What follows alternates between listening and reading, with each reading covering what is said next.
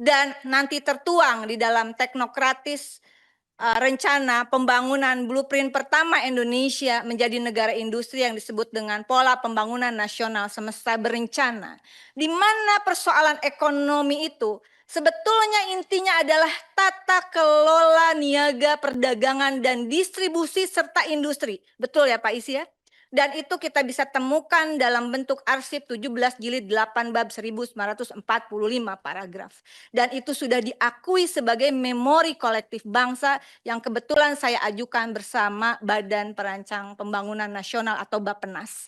Sehingga argumen-argumentasi ini baiklah kiranya jika kemudian dalam forum ini saya mendesak untuk adanya roadmap Kementerian Perdagangan yang baru dengan perspektif geopolitik dan geoekonomi yang ada, Pak Isi. Pak Isi, saya tidak lama bicara. Tolong sedikit saja, fokus sedikit. Buatlah peta jalan, mudah-mudahan mendapatkan dukungan dari pimpinan dan anggota Komisi 6 DPR RI ini, begitu. Bahwa harus ada satu persoalan yang disusun, roadmap baru Pak. Yang kemarin itu kan sebelum peristiwa geopolitik, geoekonomi, perang dagang yang saya harus katakan brutal seperti ini. Lalu kemudian kita berulang kali harus negosiasi, diancam oleh tarif Trump yang kemudian argumentasinya benar-benar harus saya katakan bertentangan dengan piagam PBB, bukan hanya hasil konferensi Asia Afrika begitu atau gerakan non-blok. Nah, Pak, mohon dibantu, disusun.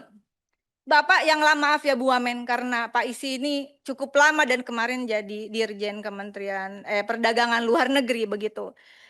4 rekomendasi dari BIX kemarin, saya ulangi, penguatan multilateralisme dan reformasi tata kelola global yang di dalamnya harus ada tata kelola perdagangan, pendistribusian, ekspor dan impor. Kemudian perdamaian global dan kerjasama ekonomi, ini adalah peluang bagi akses pasar produk nasional.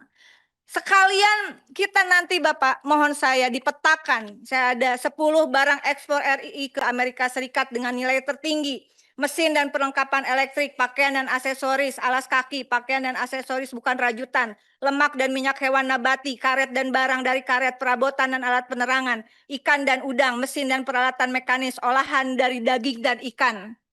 Memangnya pasar kita hanya Amerika, Pak? Kenapa saya sampaikan tadi? Negara yang bergabung di dalam BRICS, yang kemudian juga ada negara partner, kemudian ada negara yang terlibat konferensi Asia Afrika.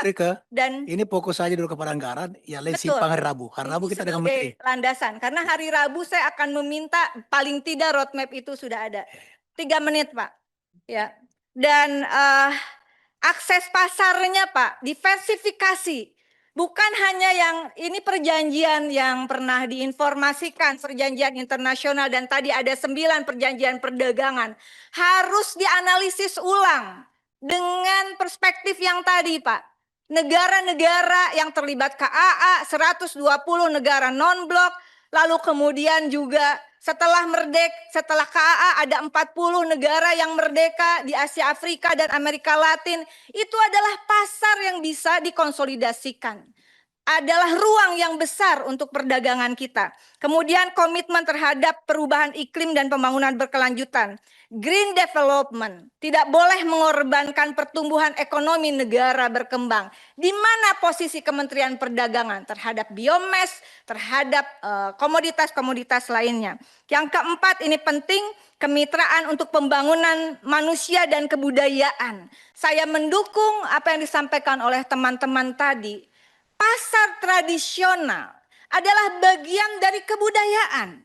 Kebudayaan itu bukan hanya dimaknai dengan produknya UMKM-nya, Pak. Tetapi ruang untuk bertransaksi yang bernama pasar tradisional dan pasar desa itu menjadi penting untuk ada di dalam ajuan anggaran, politik anggaran Kementerian Perdagangan. Yang juga bagaimana nanti link and match dengan koperasi desa, Tidak ada di sini pembahasan tentang koperasi desa. Padahal itu adalah program strategis nasional dan koperasi desa adalah persoalan bagaimana usaha perdagangan menyangkut produksi, distribusi, dan industri itu ujungnya kan perdagangan juga, Pak. Kami minta oleh karena itu terakhir pimpinan, rekomendasi saya adalah mendesak Kemendag untuk menyusun kembali peta jalan perdagangan yang lebih searah dengan asta cita dan sikap serta keputusan dukungan Presiden Prabowo dalam 4 poin Leaders Declaration di dalam BRICS 6 Juli. Kemudian adanya pemetaan ekspor RI ke Amerika Serikat yang kemudian dibandingkan dengan pemetaan pasar baru bagi komoditas-komoditas tersebut. Dan kemudian mendesak adanya program revitalisasi pasar, khususnya pasar tradisional dan pasar desa, Pak. Harus masuk, Pak. Kalau tidak, ini tidak sejalan dengan spirit presidennya begitu. Maaf kalau terlalu panjang karena saya merasa ini adalah momen yang penting. Semua mendukung Kementerian Perdagangan dan menunggu langkahnya di tengah perang yang seperti ini, perang dagang seperti ini. Kalau isinya hanya seperti ini, teman-teman bilang ini hanya teknis, birokrasi, pengajuan anggaran. Tidak itu, Pak. Kami sangat mendukung dan mencintai Kementerian Perdagangan dan kemudian di dalamnya ada BPKN. Ini saya pengen bertanya sebetulnya dipisahkan saja mungkin pimpinan dan teman-teman anggota. Kenapa SDM-nya BPKN gajinya harus dicantolkan ke Kementerian Perdagangan? Tidak usah menunggu undang-undang itu selesai, Pak. Ini pisahkan dulu supaya Kementerian Perdagangan bisa lebih fokus kepada tupoksinya tanpa harus dibebani titipan anggaran untuk kepegawaian. Dan untuk BPKN sama saja saya minta susunlah kembali roadmap, Pak. Terlibatlah bukan hanya dalam urusan yang mohon maaf, perspektifnya tidak luas, bukan negarawan. Misalnya, jangan ini ada soal ini apa? Beras palsu, Pak, pupuk palsu, Pak. Dan barang yang itu subsidi di antaranya. Bagaimana bisa berperan Badan Perlindungan Konsumen kalau terhadap konsumen penerima barang subsidi saja tidak bisa melindungi, apalagi terhadap konsumen barang-barang yang bukan dalam status komoditas bersubsidi. Terlibatlah, Pak, kalau argumentasinya kuat, roadmap-nya jelas, maka baik Kementerian Perdagangan maupun BPKN, saya yakin bisa mendapatkan anggaran dan harus mendapat anggaran lebih dari yang diajukan pada pagu indikatif 2026 yang disampaikan pada siang hari ini. Terima kasih, mohon maaf saya terlalu bersemangat karena modal saya hanya semangat. Ya, karena saya nggak mau ini nggak akan bisa ngapa-ngapain, betul Pak Rahmat Gobel. Terima kasih, mohon maaf lahir batin. Wallahul muwaffiq ila aqwamit thoriq. Wassalamualaikum warahmatullahi wabarakatuh.